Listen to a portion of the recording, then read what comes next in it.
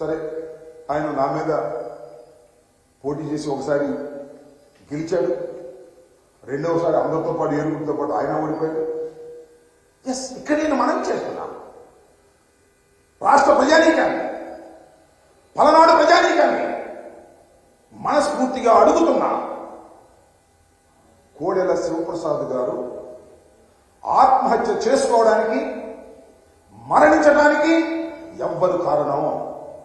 వైఎస్ఆర్ కాంగ్రెస్ పార్టీనా, లేదు అంబటి రాంబాబు గారా, తెలుగుదేశం పార్టీనా, నువ్వా? ఒక్కసారి ఆలోచించమని మనం చేస్తున్నా. ఎందుకంటే కేవలం కోడెల శివప్రసాద్ గారి మరణానికి ప్రధానమైన కారణం నువ్వు, నారా చంద్రబాబు నాయుడు గారు. ఎందుకంటే కోడెల శివప్రసాద్ గారు చనిపోక ముందు కూడా ఆత్మహత్యా ప్రయత్నం చేసుకున్నాడు.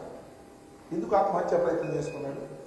కోడెల శివప్రసాద్ లాంటి సీనియర్ పొలిటీషియన్ ఓటమి పాలైతే ఇంటర్వ్యూ కూడా ఇవ్వలేదు కదా నువ్వు. ఆ కుటుంబాన్ని పక్కన పెట్టాలని నిర్ణయించావు కదా. కోడెల శివప్రసాద్ని పక్కకు నెట్టాలని నిర్ణయించుకున్న తర్వాత ఆ బాధ పడలేక మానసికంగా 1-2 సార్లు నిన్ను కలుసుకోవడానికి ప్రయత్నం చేసిన వారి కుటుంబాన్ని కానీ వారిని కానీ పక్కకు నెట్టేసినటువంటి దుర్మార్గుడు నువ్వు.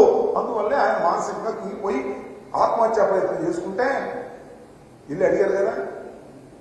ఎవరు? పత్తిపాటి పుల్లారావు కూడా ఇల్లు అడిగాడు, ఏమండి ఆత్మహత్య చేసుకోవడానికి ప్రయత్నం చేశాడు, సేవ్ అయ్యాడు, ఆసుపత్రి నుండి ఇల్లు పలకరిద్దామంటే ఆ దుర్మార్గుడిని పలకరించొద్దు, ఆ దుర్మార్గుడికి నాకు పడదు అని చెప్పి ఆ మాట ఆయనకి చేరవేస్తే మరింతగా కుంగిపోయి గత్యంతరం లేని పరిస్థితుల్లో నేను ఒకటి మనం చేస్తున్నా, కోడెల శివప్రసాద్ అనేటువంటి వ్యక్తి రాజకీయవేత్త, భయపడేవాడు కాదు, శత్రువులకు భయపడేవాడు కాదు, శత్రు రాజకీయ పక్షానికి భయపడేవాడు కాదు. కానీ నీకు భయపడ్డాడు.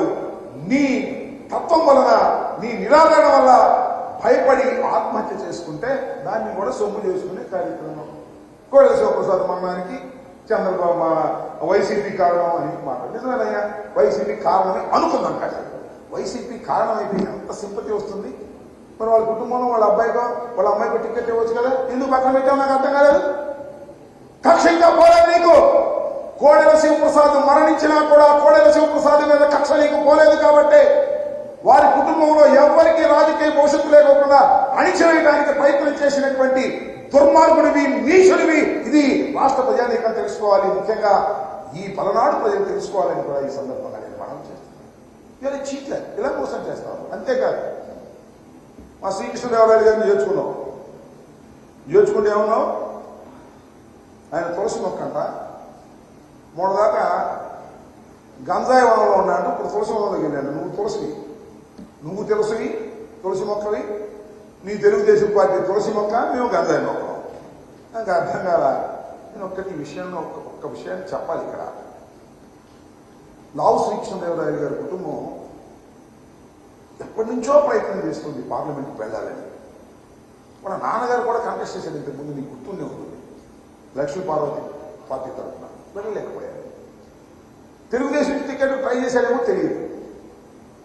ఎన్నో సంవత్సరాల నుంచి, ఎన్నో దశాబ్దాల నుంచి పార్లమెంటుకు వెళ్లాలని శ్రీకృష్ణదేవరాయలు గారి తండ్రి శ్రీకృష్ణదేవరాయలు గారు ప్రయత్నం చేస్తే ఆ ఛాన్స్ అంటూ వచ్చింది ఒక్క జగన్మోహన్ రెడ్డి గారి వల్ల. లావు శ్రీకృష్ణదేవరాయలు గారు యంగ్స్టర్, పలనాడు నుంచి గుంటూరులో నిలబడతానని చెప్పి గుంటూరులో నిలబడినా పలనాడు తీసుకొచ్చి పలనాడులో గెలిపించినటువంటి ఘనత జగన్మోహన్ రెడ్డి గారికి దక్కుతుంది. అలా జగన్మోహన్ రెడ్డి గారి ఆశీస్సులతో గెలిచి ఇవాళ తెలుగుదేశం ఆయన ఇష్టం, నేనేం కాదని. ఎందుకు వెళ్ళాడు అంటున్నా, దాని నేపథ్యం ఏమిటి అంటున్నా. ఇక్కడ 7 నియోజకవర్గాలు ఉన్నాయి.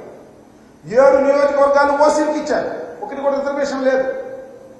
ఈసారి ఇది బీసీకి ఇవ్వడం ధర్మంగా ఉంటుందని జగన్మోహన్ రెడ్డి గారు భావించి శ్రీకృష్ణదేవరాయలు గారు మీరు గుంటూరు వెళ్ళండి, ఇక్కడ బీసీకి ఇద్దాం, యాదవ్కి ఇద్దాం అని చెబితే అడ్జస్ట్ కాలేకపోయారే. అడ్జస్ట్ కాకుండా గుంటూరు వెళ్ళి పోటీ చేయి, దాని గుర్తు వెళ్ళండి, లేదు నేను ఇక్కడే పోటీ చేస్తాను మొందుకేసి తగాదా పడి పార్టీ మారిన విశ్వాసఘాతకుడు శ్రీకృష్ణదేవరాయలు గారిని మనం చేస్తున్నాం. ఇవాళ మళ్ళీ రోజు పోటీ చేస్తున్నాం. ఇక బీసీల ఓటు అడిగే హక్కు ఆ విశ్వాసఘాతకుడైనటువంటి శ్రీకృష్ణదేవరాయలు గారికి లేదు. రాష్ట్రమని సందర్భంగా మనం చెప్తున్నాం. అంతేకాదు పాపం మా జంగా కృష్ణమూర్తి గారు వైఎస్ఆర్ కాంగ్రెస్ పార్టీ పెట్టినప్పుడు, రాజశేఖర్ గారు మరణించినప్పుడు జంగా కృష్ణమూర్తి గారు జగన్మోహన్ రెడ్డి గారు వెంట నడిచారు. టికెట్ ఇవ్వలేకపోయాం. వృధాన ఎమ్మెల్సీ ఇచ్చారు, వాళ్ళ అబ్బాయికి జడ్పీటీసీ ఇచ్చారు. ఎమ్మెల్సీతో ఆకోకుండా క్యాబినెట్ ర్యాంక్ కోసం విప్పించారు.